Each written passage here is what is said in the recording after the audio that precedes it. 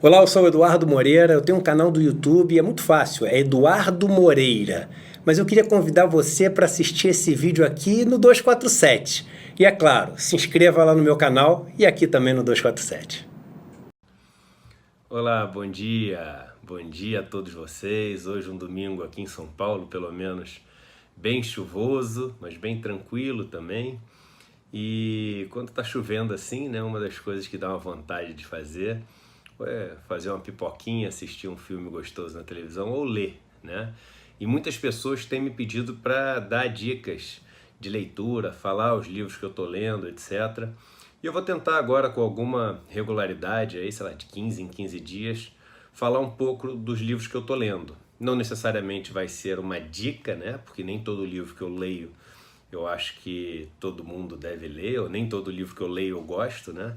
E eu tento ler de tudo mesmo, tento ler livros até de opiniões que contrariam aquelas que eu tenho, né? Ou que eu estou com elas, porque eu acho que a gente não tem uma opinião, a gente está com uma opinião e a gente vai evoluindo, mudando, aprendendo, e essa aqui é a ideia, né? Porque quem não está disposto a isso, aí a vida já acabou e ele não sabe.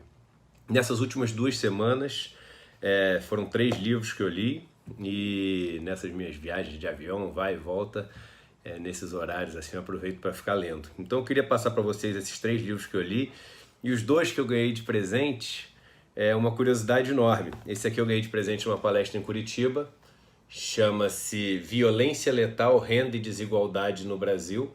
É um livro escrito por 2 professores, o Inácio Cano e o Newton Santos, o Inácio da UERJ e o Newton Santos da Cândido Mendes, no Rio de Janeiro. É o livro que estuda as relações que você tem entre o número de homicídios em algum lugar, e pode ser num país, num estado, numa cidade, ele até entra nessas especificidades, ou seja, que tipo de método você deveria utilizar para cada tipo de estudo, e se existe uma relação direta com o nível de renda daquele lugar, com o nível de desigualdade daquele lugar, e aí ele testa com outros fatores também. É um livro interessante e no final chega nos resultados que, apesar de podem parecer assim intuitivos, mas é bacana ver numericamente ele chegar a esses resultados e até alguns resultados surpreendentes. Então, um livro interessante, ele já deve ter, sei lá, uns 20 anos, pelo que eu vi aqui, porque os estudos são ali do ano 2000, 99, alguma coisa assim, mas é um livro interessante, tá? Bem curtinho, isso aqui numa ida e volta de avião dá para matar esse. Esse livro aqui, da Pietra de Wuhan, Raça Pura, chama Uma História da Eugenia no Brasil e no Mundo. Esse livro é um livro bem bacana, bem bacana. É um livro que conta a história da eugenia, né?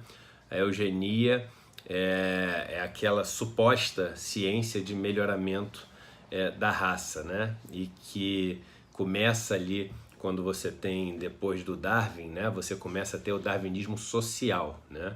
Com Francis Galton. E aí o Francis Galton pega e influencia várias pessoas no mundo inteiro, nos Estados Unidos o Davenport, no Brasil o Renato Kell e várias outras pessoas no mundo inteiro. Essas pessoas influenciam os intelectuais dos seus países, que fazem fundações com esse propósito, né, de melhoramento da raça, né?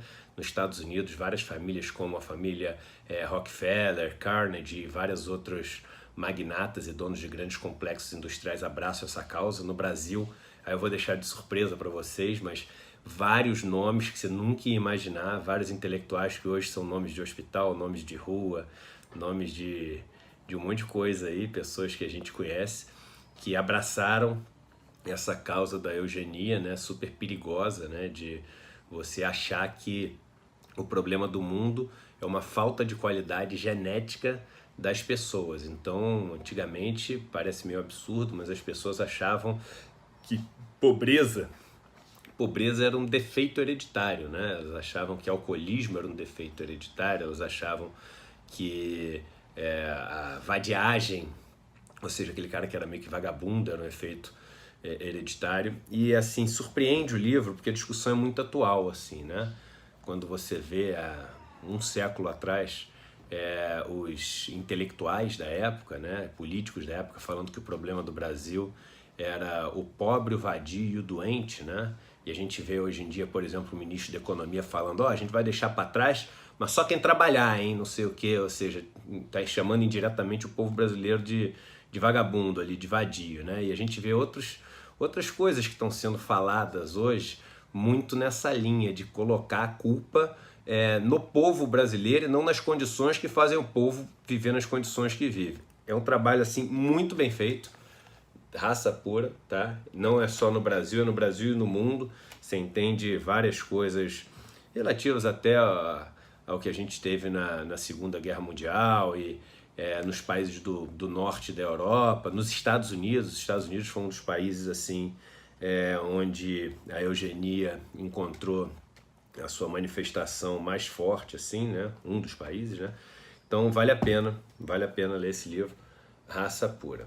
Esse livro, eu tinha terminado já ele na semana anterior, mas já que a gente trouxe aqui, eu vou sempre tentar trazer uns livros de antes também, porque eu acho interessante vocês terem outros livros, e esse livro aqui é um livro absolutamente fantástico. Eu imprimi numa folha de papel aqui a capa, porque eu li ele no Kindle, né? Então todos que eu ler no Kindle eu vou trazer para vocês em papel. Então ele chama How Fascism Works, tá? É um best-seller nos Estados Unidos agora. Eu acho que tem em português a versão, se não me engano é da LPM, tá? A editora. É do Jason Stanley, ou seja, como funciona o fascismo, a política do nós e eles, né? E esse livro é fabuloso porque ele é muito simples, né? Um livro muito fácil de se ler, escrito assim até com certa informalidade, num ritmo muito gostoso, não dá vontade de parar de ler. E ele parece que está falando do que aconteceu, está acontecendo no Brasil ao longo dos últimos 2 anos, assim, mas num roteiro que impressiona pelo grau de fitting, né? de encaixe com o que você tem, com o que está acontecendo no Brasil. Parece que é um livro sobre o Brasil e, curiosamente, ele não toca no nome Brasil. Ele fala dos Estados Unidos, ele fala de Polônia, ele fala de Hungria, ele fala de Alemanha, fala de vários países do mundo e conta como é que funciona o fascismo, né? E muito na linha de que é uma cartilha que você tem que seguir, e essa cartilha tem os seus objetivos. Qual é o objetivo por trás dessa cartilha, né? Quem busca se beneficiar com isso, de onde vem e o que faz e onde quer chegar. Então um livro fascinante, esse livro, assim, esses dois são mais específicos, né? A questão da desigualdade, eu sou um estudioso sobre desigualdade, então metade dos livros que eu vou estar lendo sempre vão estar falando sobre desigualdade. Então esse aqui é um livro mais específico sobre desigualdade. Esse livro é um livro muito interessante para entender preconceito, né? Que é um tema que me interessa muito também. Por que a gente tem essa característica enraigada na gente, né?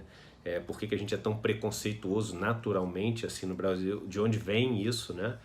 Eu tento, enfim, aprender isso para poder até falar um pouco mais sobre isso, né? Eu tenho aprendido muito isso com a comunidade negra. Frei Davi tem me ensinado muito. Aliás, li recentemente um texto do Frei Davi espetacular, onde ele fala os 7 atos políticos, né? As 7 leis assim, que foram determinantes para a gente viver essa situação super preconceituosa e injusta que a gente vive na questão racial no Brasil. Um texto muito bom, eu ainda não sei como poder compartilhar aqui porque está em PDF, mas eu vou descobrir um jeito, esse texto do Frei Davi.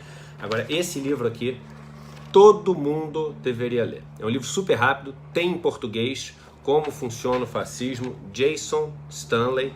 Todos deveriam ler e depois de ler, se gostarem, comentar, porque é um livro que deveria chegar a todo mundo no Brasil, para as pessoas poderem compreender o que é isso que a gente está vivendo agora, tá bom?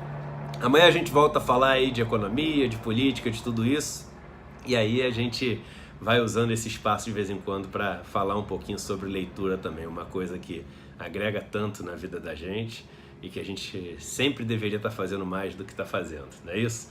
Um abraço para todos vocês e a gente se vê no próximo vídeo.